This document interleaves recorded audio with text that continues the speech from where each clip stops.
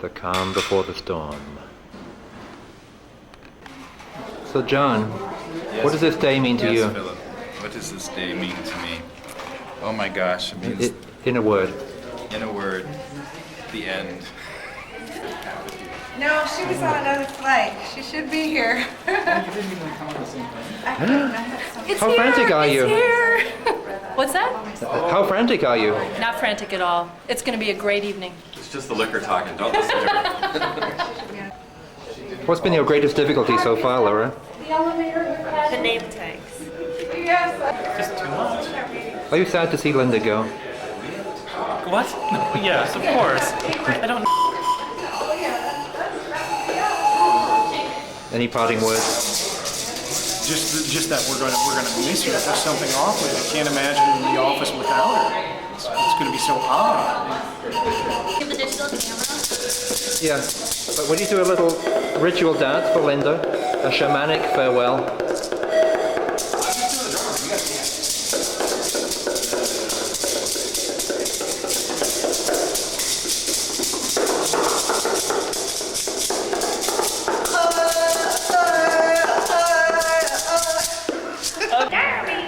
Hi, Darby! Hey, Philip. Why don't you introduce us to the things on this table? Okay. Here's the sounding board. Isn't it cool? Don't be silly.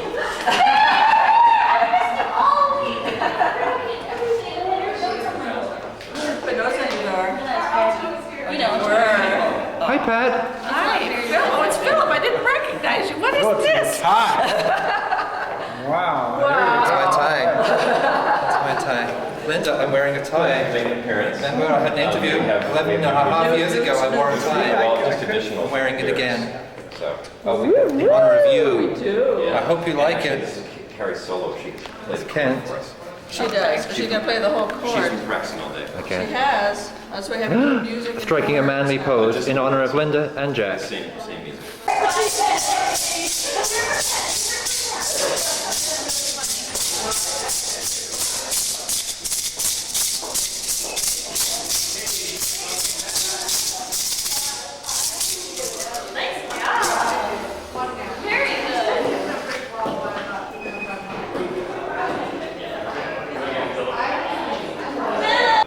Downstairs, usually.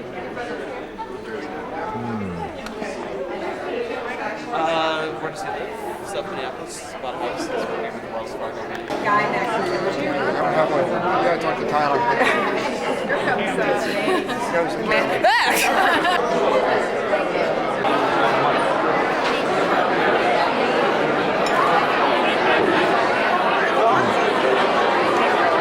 Overall, as far as private giving, we so-called radio, our membership has increased, and our listenership has increased.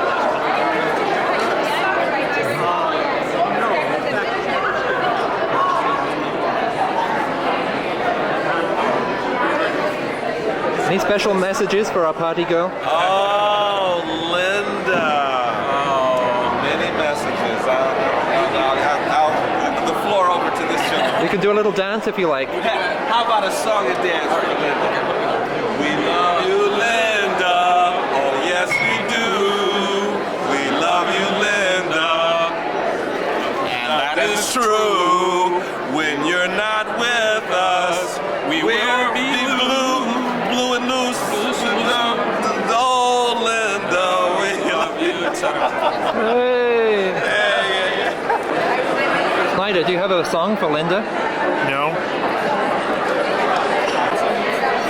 Any messages for Linda? Can you make me look thinner? Yes!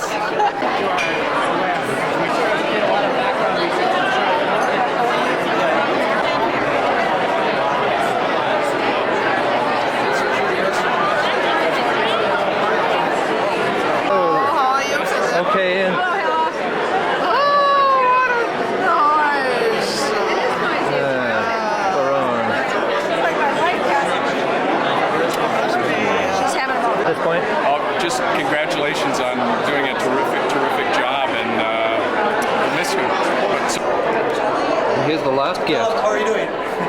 Any messages for Linda? Thanks, Linda. Gosh. Any messages for Linda?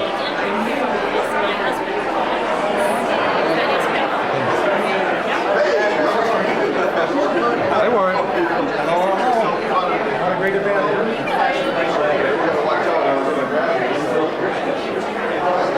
Morning, planning her day. Let me tell you quickly Yes. how to get to the joint. Okay. And the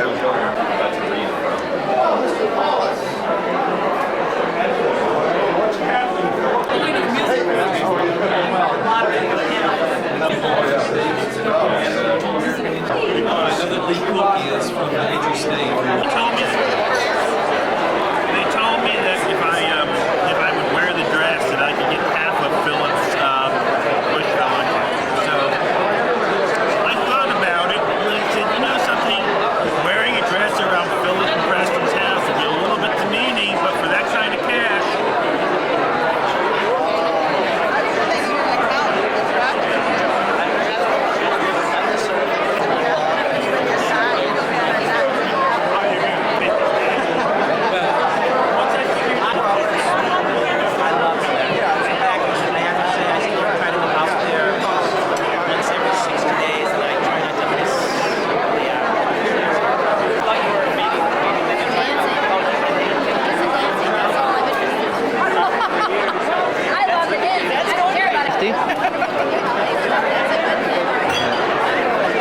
I'm tall and it took me a half hour to get to this, and now I can't eat it because I have to drink my beer first. Because I don't have a third hand. American Composers Forum, I would like to welcome you and thank you for joining us in this salute to Linda Hoeschler.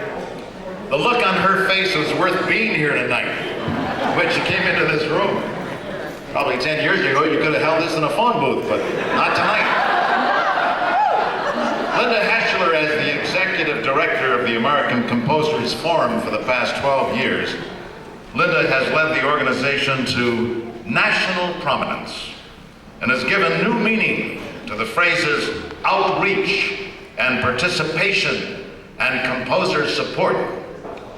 Through her leadership and the efforts of the staff, hundreds of thousands of people have directly experienced the power of music creation. Composers have worked in urban centers and rural townships.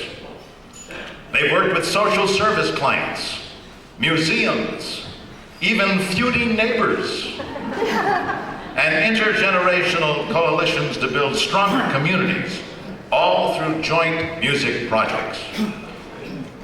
Mayor Randy Kelly wanted to be with us tonight, but there's an illness in his family, a very serious illness, and he could not be here. He really wanted to be here. I heard someone say tonight, we have a mayor that's interested in the arts. That's fantastic. Yes.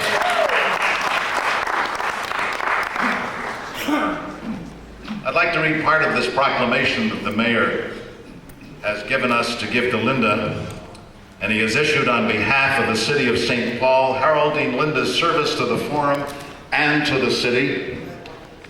And I'll quote, "Now therefore I, Randy Kelly."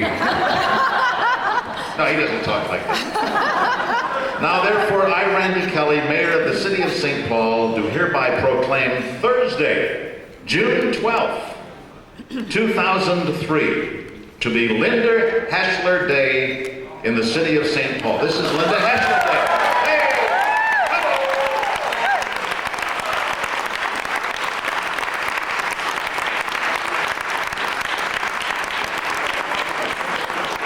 And the mayor urges all citizens to join me in wishing Linda well in her retirement from the Composers Forum.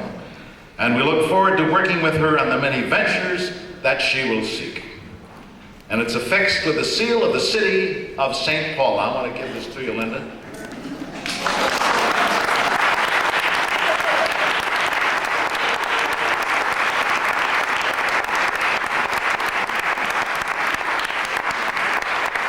She wasn't kissing me, she was kissing the mayor of St. Paul, right? So on behalf of the mayor, enjoy that proclamation. And now it is time for a very unique duet featuring Mary Ann Feldman and Maria Jetty, So please welcome Vocal Essence Artistic Director Philip Brunel, who will provide its history. Philip?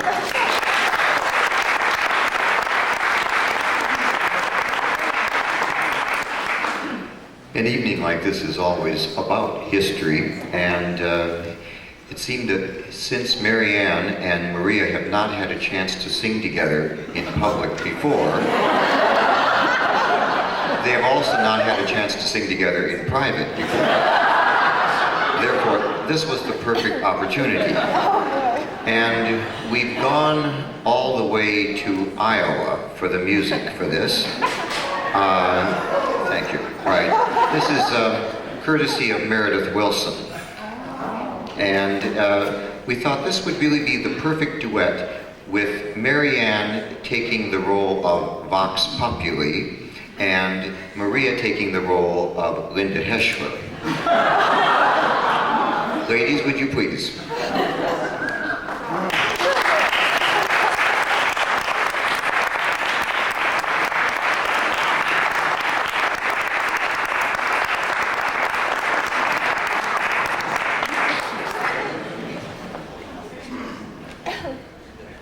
We need all the help we can get with this.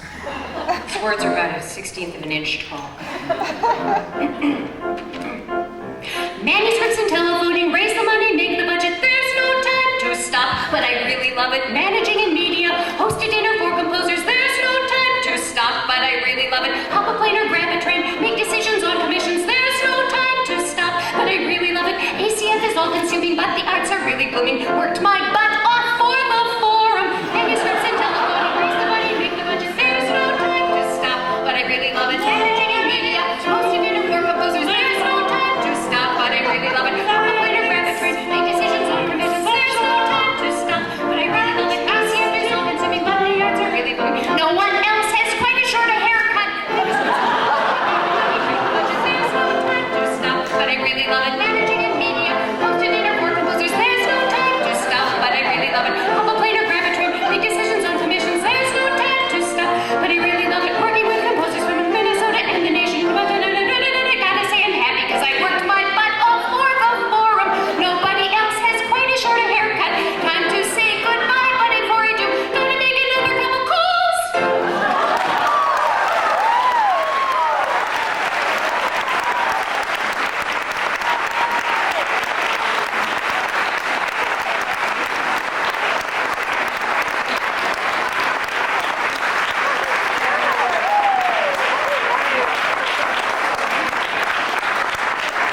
Oh, magnificent. Wow. We have several speakers tonight who want to highlight a few of Linda's many accomplishments during her tenure with the Forum. Our first speaker, Sarah Luckman, is the Vice President of Cultural Programming and Initiatives at Minnesota Public Radio and one of the Forum's partners in producing Composer's Datebook for a national radio audience. But her support for the organization goes farther back, when as a program officer with the Bush Foundation, she made many key investments in the Forum. Sarah? There she is.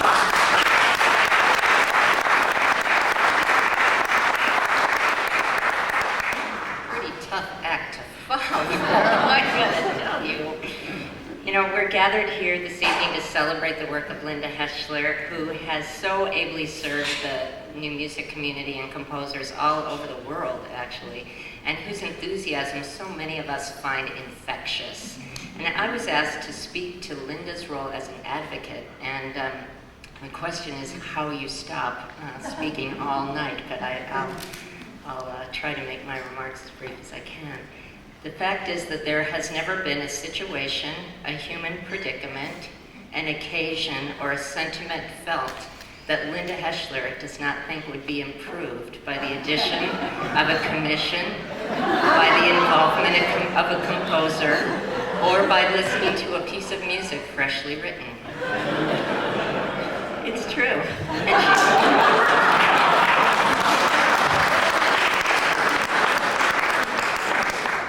And those gathered here tonight have come to believe that she's right in this conviction, and we're really deeply grateful for her tireless advocacy of the field. Some of the examples, Mr. Boone mentioned the Composer's Date Book, which was Linda's idea. It has a little sneaky tagline reminding listeners that all music was once new. That phrase is heard over and over, day after day, by thousands of public radio listeners in America. Continental Harmony, which was a wonderful public television documentary that was seen by thousands and thousands of people. Linda also helped educate those people who are deprived by living on the coasts.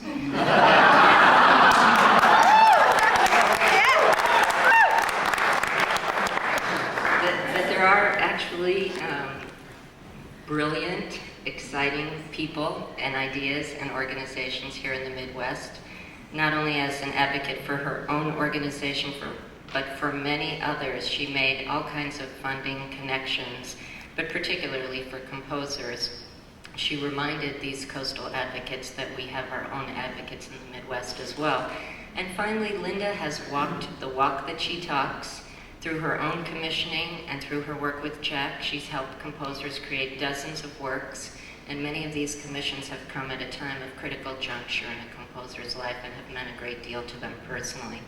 So Linda, for your enthusiasm, which at one time or another, every person in this room has been captivated by, we want you to know you define the word advocate. I looked it up in the dictionary. It says backer, spokesperson, campaigner, defender, exponent, pleader, promoter, and champion. Thank you.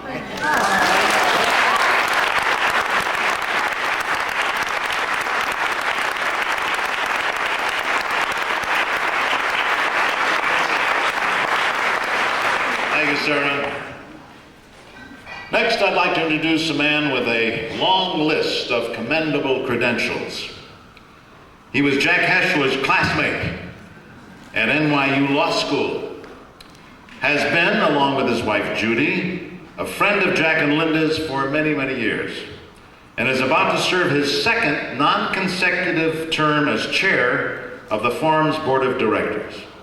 At the staff's suggestion, and no doubt at Linda's too, if we had given her any say at this party, David is here to offer a tribute to the other Hoeschler, Jack.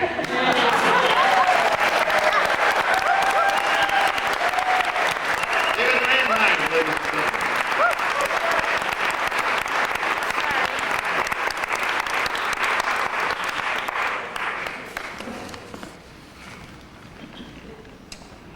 Jack Hoeschler was the first person that I met when I arrived at NYU Law School in the fall of 1964. A small-town Minnesota kid that had never been to New York before. So you can imagine when I ran into Jack, it was really quite comforting.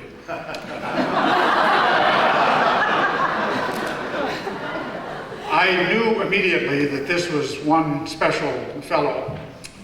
La Crosse, Wisconsin background, so he was a Midwestern kid too. But earlier than he had gone off to the big city of Washington, D.C. to go to Georgetown undergraduate.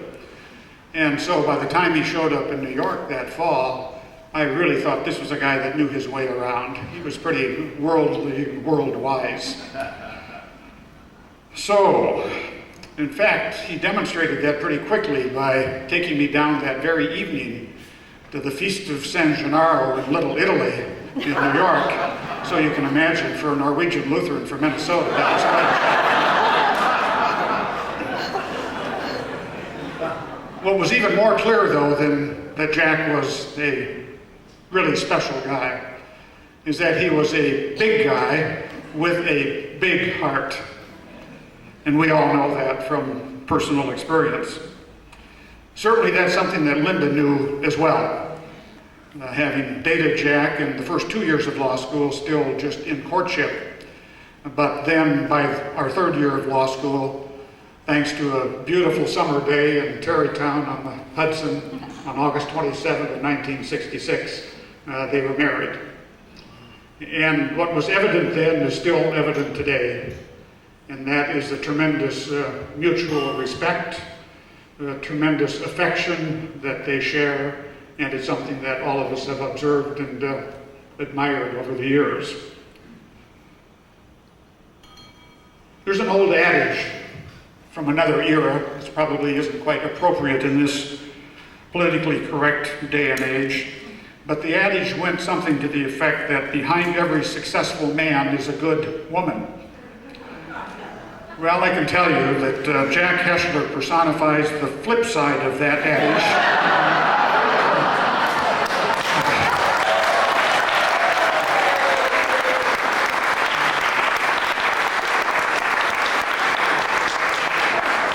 And I think actually Linda would probably be the first to acknowledge that, if she nods.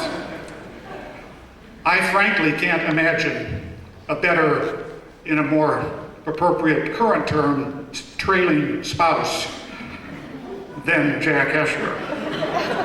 Especially when you consider this super successful woman he's sitting next to. Jack, fortunately, is possessed of tremendous self-confidence, to say nothing of abundant good common sense, to just let Linda be the star. But with nary a hint of any hard feelings about it. To put up with Linda's, shall we say, endearing idiosyncrasies,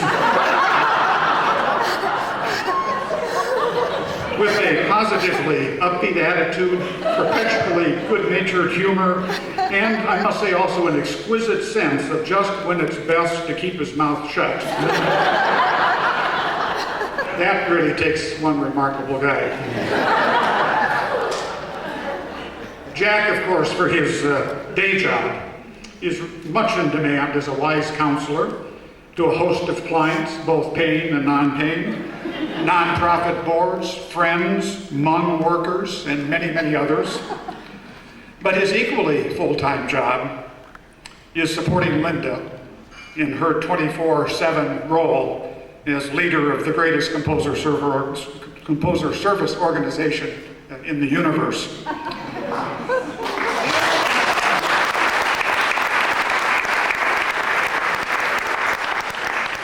I must say that Jack actually seems to relish that job at least as much as he relishes his actual day job.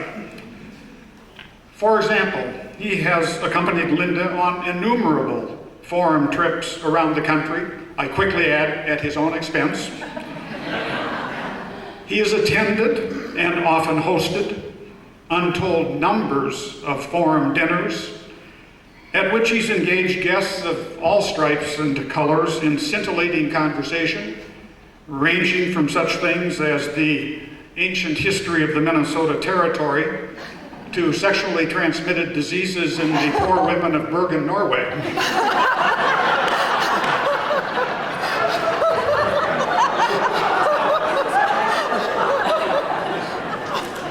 He, of course, as we all know, serves admirably as the maitre d'hotel to frequent foreign visitors at both the Edgecombe Estate and the Gem Lake, quote, cabin. He has given Historical Society quality tours of the Twin Cities to many an out-of-town guest, well-informed history lessons to the forum staff and anyone else who will listen. He's been known to thoroughly research and share similar historical insights about any city or country that he might be happening to visit. He has also served as pro bono legal counselor and, frankly, in many cases, fatherly counselor to many of the forum staff. When Linda said, "Oh, just call Jack," and they did, and he did. He's contributed furniture to the forum's offices. He's provided transportation services to many a person. He's always giving a helping hand with a tremendously upbeat can-do spirit, whenever asked and sometimes without being asked. But most important of all, Jack, you've been a magnificent partner, a helpmate and support for our leader, Linda, these past 12 years. Unfortunately, poor Jack hasn't been allowed to retire. Linda wouldn't let him retire from either his day job or his forum job, as long as she continued to be so much on the go. But now that she's decided to slow down a little bit, perhaps Jack, she'll let you slow down a little bit as well and enjoy some other things. She's shaking her head vigorously. Jack, my dear friend, you really are a prince. We love you. We wish you all the best as you continue, I know, to live life to the fullest and find ever more new and interesting ways to engage yourself.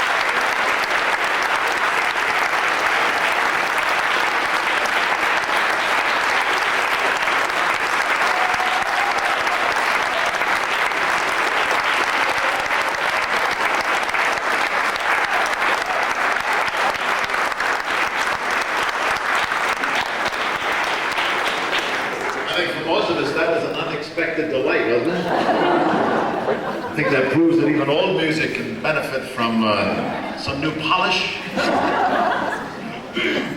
That was magnificent. And David, you were magnificent. I didn't get a chance to say that, but only you could have done that.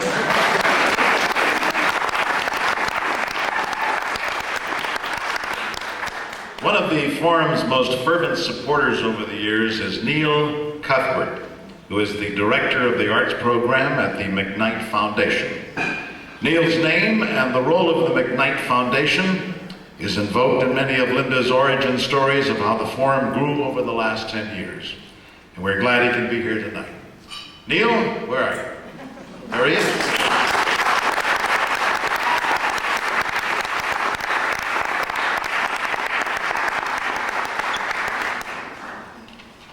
Hi, Linda. Hi, everybody. Hi. Often when I've been asked to talk about Linda or describe Linda, a phrase comes into my head, and that's a force of nature. That's how I always think of Linda. And when we worked together years ago at the Taco Bell over on University, I remember, and Sarah's comments brought this memory back. I remember how much she said, and she made this point over and over again in the night shift, how the ambience of the place would be improved if there was a composer in it.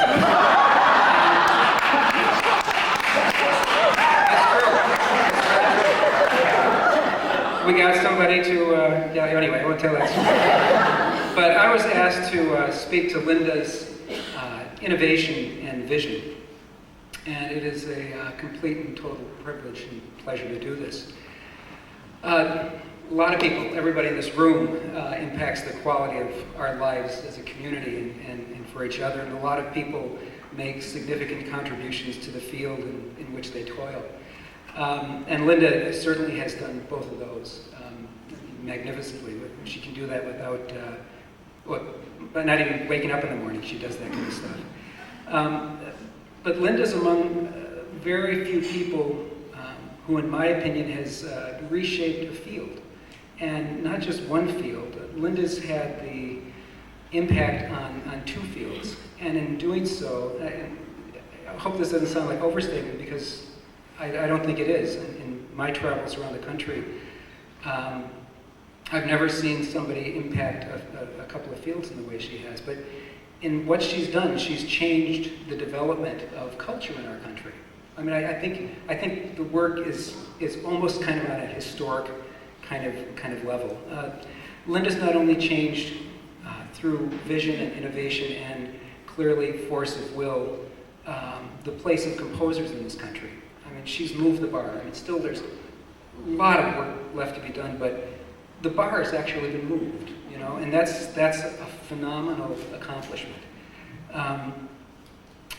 She's also, and this is something that, you know, people in my kind of job maybe think about more, where I'm looking at organizations in a lot of different disciplines. Linda has reshaped and redefined for other artistic disciplines what an artist service organization can be. And she and the Forum are leaders of this kind of reshaping of these organizations in the country. She's reinvented a whole sector of the nonprofit industry. And others in fields all over the country, all over the place, are emulating and looking to what has happened here in Minnesota with this organization. And both of these things are profound. I mean, there's no other word for it. They're just profound movements that she's helped energize and shape and form and push forward. And I can't think of another person who's had this kind of impact. You know, I mean, it's just kind of a phenomenal thing. So it's my privilege to share these observations with this room full of lovely people and to talk about Linda this way in public. She's come a long way since she was my night shift manager at Taco Bell.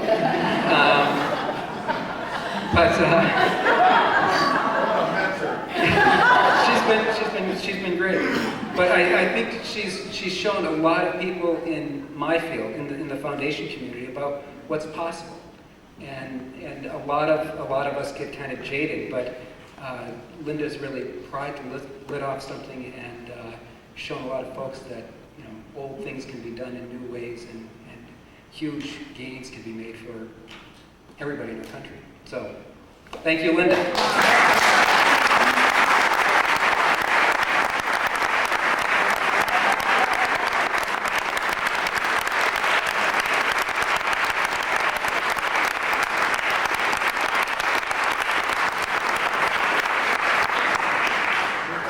Thank you, Neil.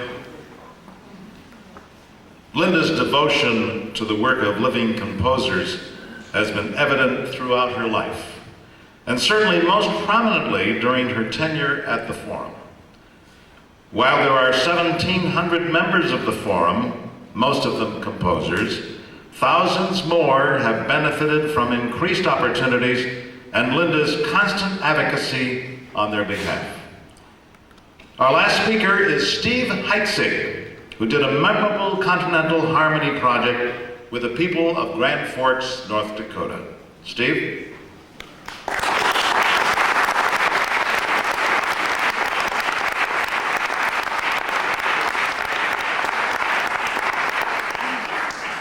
Thank you.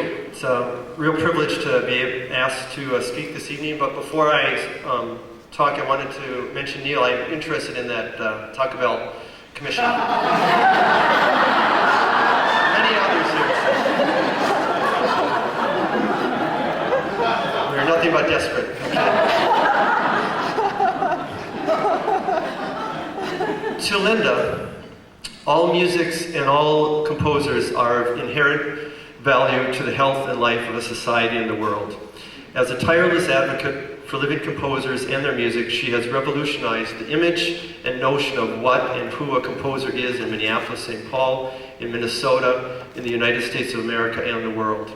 Undaunted and selfless in her pursuit for further respect and a more comfortable livelihood for composers, Linda's individual commitment to composers and their music is unrivaled in my lifetime. With one of her ingenious ideas, Continental Harmony, she designed, along with her exceptional staff at the American Composers Forum, a program in which communities in all states and on diverse demographics, urban and rural, commission composers to write music celebrating their specific community. From brass bands to boom boxes, church choirs to MIDI sequencers, symphony orchestras to Native American chants and river stones, Linda lit a fire of musical inspiration and creativity across this country. This was democracy at its best. Composers, performers, artists, and communities all coming together to redefine history and to make sense of self and place. As one of the composer participants in Continental Harmony, it meant a great deal to have Linda's advice on my project initially and to have her present at the world premiere in Grand Forks, North Dakota, and she was there in many other premieres as well. Music, that magical and mysterious energy and sacred power which we claim to compose and write from time to time, transcends time, even ourselves, revealing insight into the human condition that science and technology can never hope to explain. It is music which opens doors and breaks down barriers. Linda seems to instinctually know this. She has enriched countless lives through her innovative and forward-thinking work at the American Composers Forum. She has influenced an entire generation of listeners and new music supporters who will continue to commission and honor new music. She has inspired composer and listener alike to embrace music in a way that is at once daring, affirming, and conciliatory. And she has, most importantly, reminded society at large, through her exemplary example, that composer, performer, and audience are of great worth to each other and necessary for the dream of a free, just, and peaceful society and world. Linda is one of the greatest friends composers of our era have had. I am grateful to know Linda and to count her as a true and loyal friend. Not only does she understand the subculture, but she cares just as much about the personage of the composer as she does the music. As a composer, I cannot thank Linda enough for all of the wonderful opportunities she has provided and continues to provide living composers. On their behalf, our profound and sincerest thanks, Linda. Please know that we strive to embody in our music that same notion of integrity, sincerity, and generosity you have shown our music. As Henry David Thoreau wrote in his journals, "When I hear music, I fear no danger. I am invulnerable. I see no foe. I am related to the earliest times and to the latest." Thank you, Linda, for being our great advocate.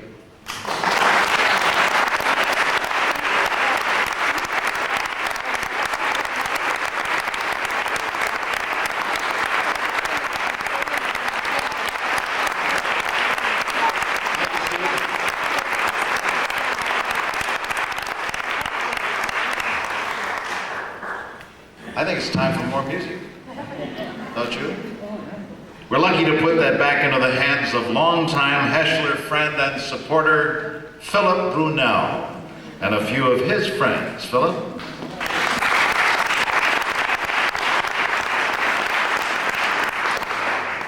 If you look in the Oxford English Dictionary, 4th edition, it says under the word waltz, a dance form that can be just 1 minute in length, slow or fast, and best danced by Linda and Jack Hoeschler.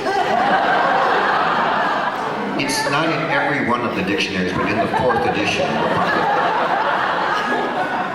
So it seemed tonight appropriate that there ought to be some minute waltzes composed for the occasion. There are going to be 4-minute waltzes, and of the 4, we're going to ask Jack and Linda, after they've heard the waltz, to then dance it. Beginning with the waltz entitled Waltzing Melinda, which I will play once, and then once they've heard it, they can interpret it, and I will play it again. The composer, Stephen Paulus.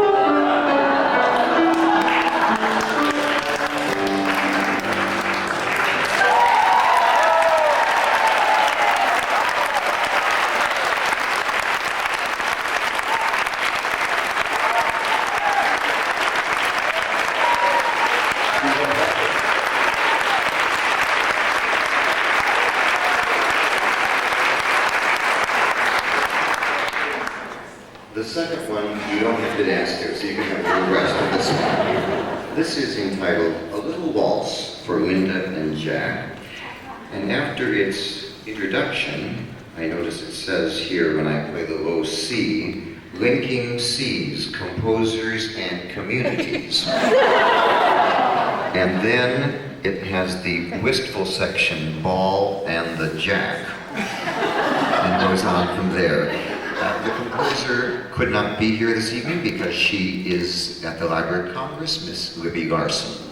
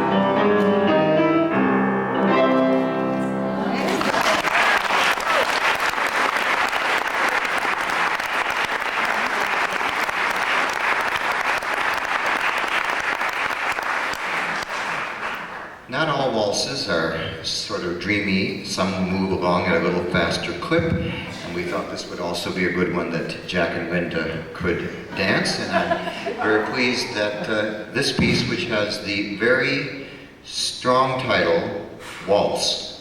The composer is here and will play it himself, Mr. Paul Schoenfield.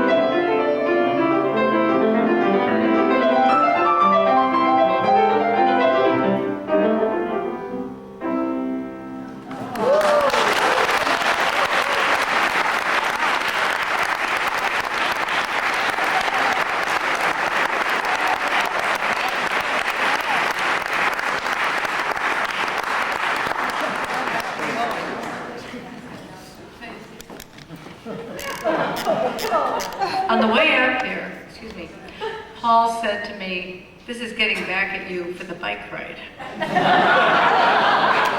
As an unceasing enthusiast of exercise, even for dormant couch potato composers, I dragged Paul on what I told him was a short ride, but took him around the lake, so he was halfway there, and told him it was equal distance back, and he's never forgiven me. But he's alive today, and his blood pressure is down, and his heart rate is lower, thanks to that bike ride.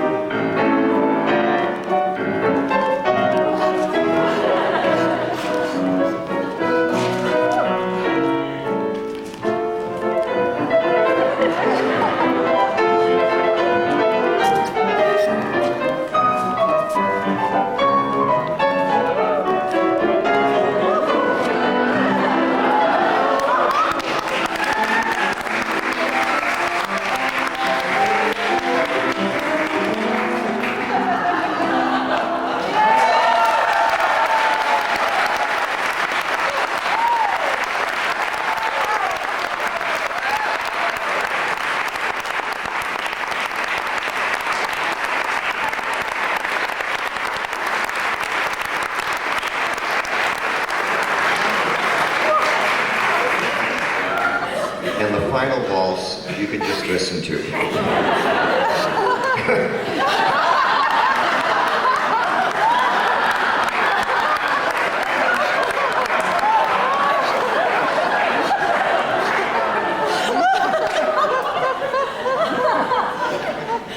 The fourth waltz is entitled Linda's Waltz. It says, to Linda Hoeschler with love and admiration, and the marking for the tempo is wistful, a little sad. And the composer will play for us, Mr. Aaron J. Kernis.